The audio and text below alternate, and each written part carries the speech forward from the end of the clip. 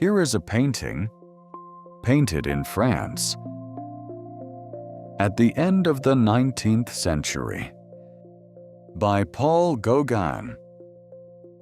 Today, it hangs in a museum in Europe, carefully preserved. A vision glimpsed by women just after their prayers. Two figures stand at the center of it. But these two are not from here.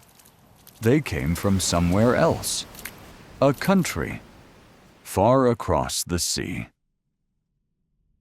Why did the work of an artist, one almost no one in the West had ever heard of, cross the ocean and slip into the heart of this masterpiece? He painted something far more famous, a finished masterpiece. And yet, what changed the world was this: a humble teaching manual.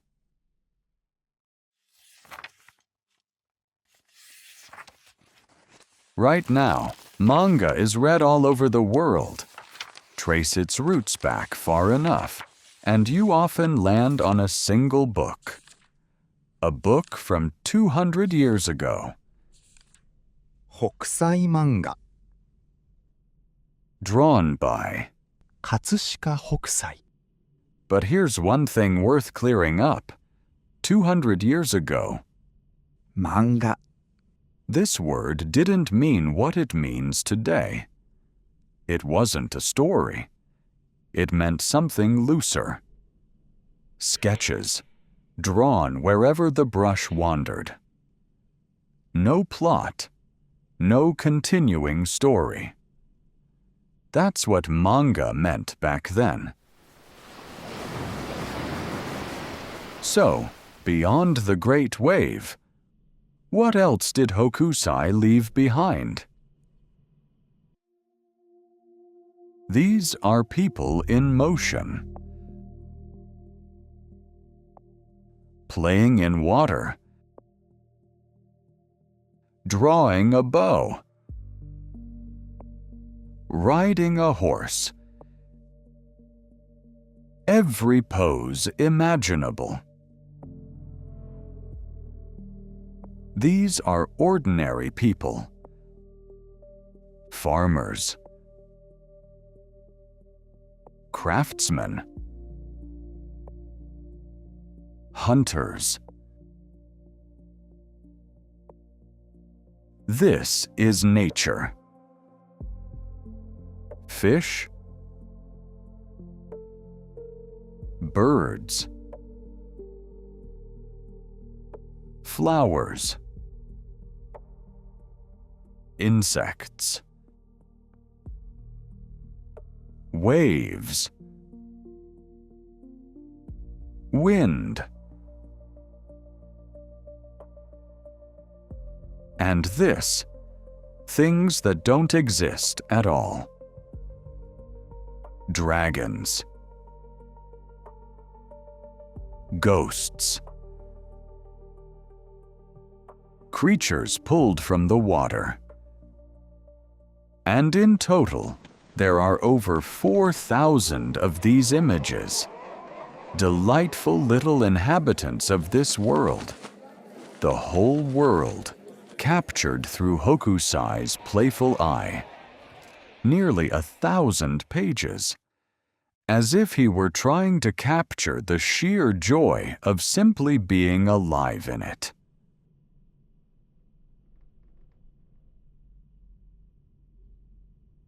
Hokusai gave this enormous body of work a humble title. His own choice. 漫画 Whatever came to mind, drawn as the brush wandered. That's what he called it. But when the book was published, the cover carried something else. A grander phrase. 電信回収 A hand that draws out the very life within its subject. This book was born in the home of a student he lodged with for free. By then, Hokusai was already well known across Japan. Over 200 students are said to have followed him. Hokusai manga was published as a drawing manual, meant to pass on his way of drawing to anyone who wished to learn. 1814. Hokusai was 55, and it sold remarkably well. It was meant to be a single volume, but demand kept it going. Astonishingly, it kept being published even after Hokusai died at 90. The final volume came out nearly 30 years after his death. 15 volumes in all. Sold for over 60 years straight. One of the great bestsellers of the Edo period. Look at this book again. Today, museums around the world want this book. But back then, was this even considered art? At the time, these prints weren't treated as painting. They were something far more ordinary. Actor prints were today's movie posters. Beauty portraits were magazine pinups. Landscapes were travel guidebooks. And the price. Even a famous artist's print cost about as much as a bowl of noodles. Even one of Hokusai's. The Wave, too, would be painted 17 years after this book. And it, too, wasn't sold as art. Nothing more than a travel guidebook. So this book, back then, was closer to disposable, everyday paper than to art. Which is why, when it crossed the ocean packed inside a crate of porcelain, no one thought twice about it. Somewhere in the 1850s, a print workshop in Paris. An engraver worked there. His name, Félix Braquemond, the hidden protagonist of this story. He was unpacking a crate of porcelain freshly arrived from Japan, and packed inside, as cushioning, was a small book. Nothing more than packing material, meant to protect something fragile. That book was Hokusai manga. He picked it up and began flipping through what had only ever been packing material. Inside, acrobats, children, animals, insects, flowers, all drawn with astonishing life.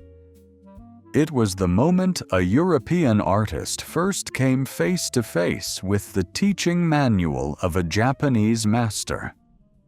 Afterward, he took that book, still just packing material, and showed it to his friends. And every person who saw it took something different from it, something they'd quietly slip into their own work. Félix Braquemond. He fired Hokusai's fish and birds onto porcelain tableware. 1867. Shown at the Paris World's Fair. A triumph. And just like that, Hokusai's creatures started swimming across French dinner tables.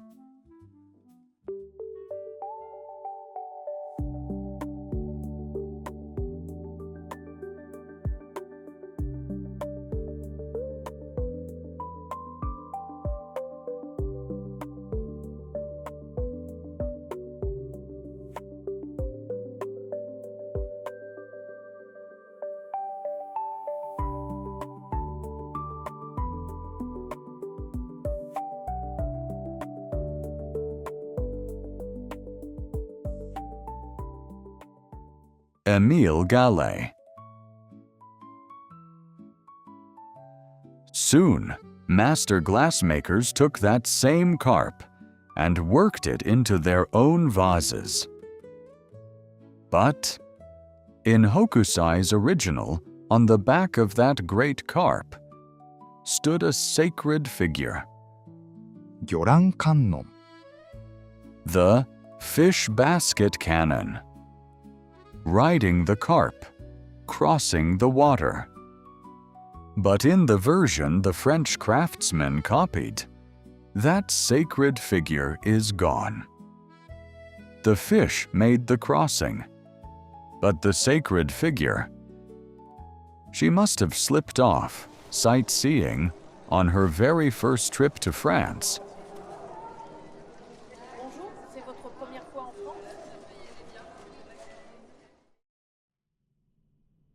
Edgar Degas.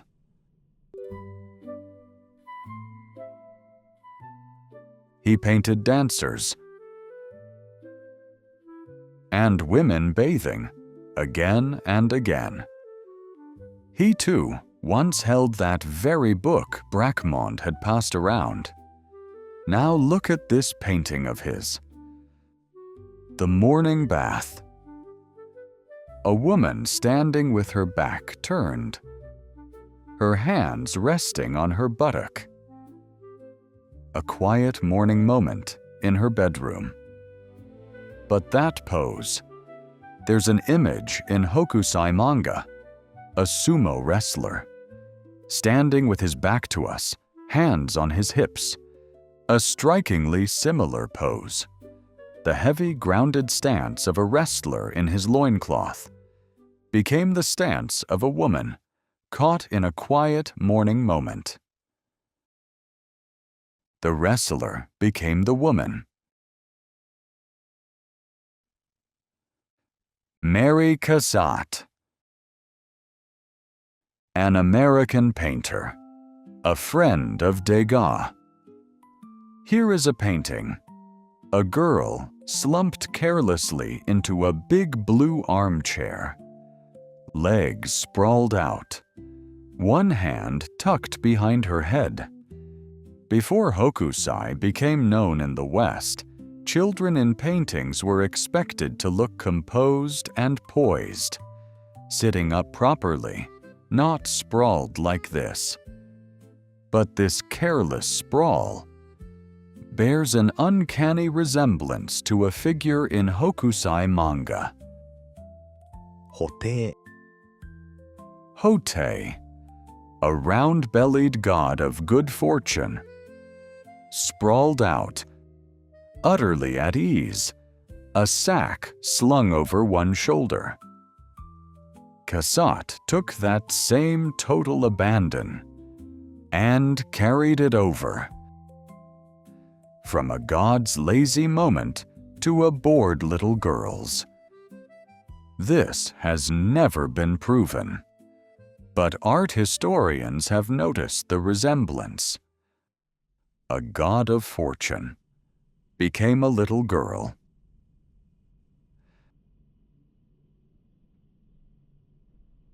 Let's go back to that painting.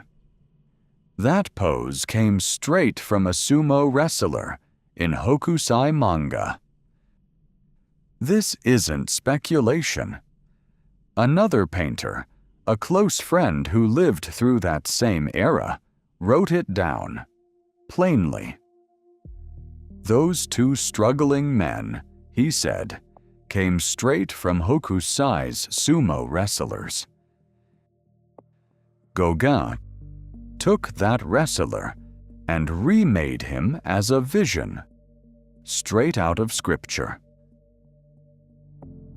So far, this story has only flowed one way, Japan toward the West.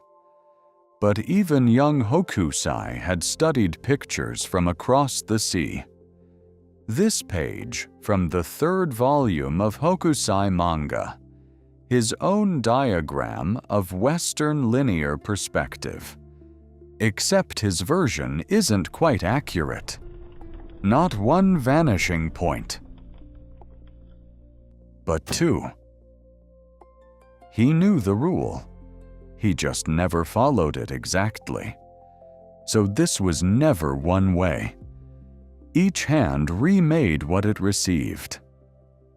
Maybe that's what creation really is. Look at this image again. In today's manga, motion gets drawn in with lines, streaks trailing behind a figure, showing speed, showing force. But there are no lines behind these men. And still, they seem to move. Why? 2010. A team of Japanese researchers set out to answer that scientifically. And the part of the brain that senses motion lit up. Hokusai never drew a single line to suggest motion. He used nothing but the tilt of a body and set the viewer's own brain in motion. One question remains. Hokusai painted that finished masterpiece too. The Wave. A complete work, whole in itself. But what moved painters across the ocean was Hokusai manga. What they picked up was this, a playful, unruly teaching manual. Why? Maybe it has something to do with us, too. A finished painting is closed. There's no room left in it for anyone else to step inside. But this book was a pile of fragments. Which means this is our moment. No story, no order, no single right answer. No, that's not quite it either. It's ours to create. From here. That's exactly why anyone who opened it could take out only what they wanted and remake it as their own. Someone turned a wrestler into an angel. Someone turned birds and fish into porcelain plates. Someone turned a carp into a glass vase. Someone turned a wrestler into a bathing woman. And someone turned a sprawled-out god into a bored little girl. And Hokusai himself did the very same thing, taking in the West. Not because it stayed the same, but because everyone who touched it was free to remake it. That's exactly why this book is still here today. Maybe because it's still waiting for someone to take something else out of it. So, was this really where manga began? That the answer never quite settles on one thing. Maybe that's the whole point of this restless, wandering little book. Even today, Hokusai is still very much alive. That thing you did without thinking, today.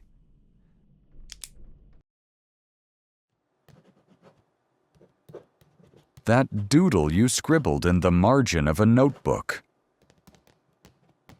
100 years from now, someone might study it. Exactly like this. That it could never happen. No one can say.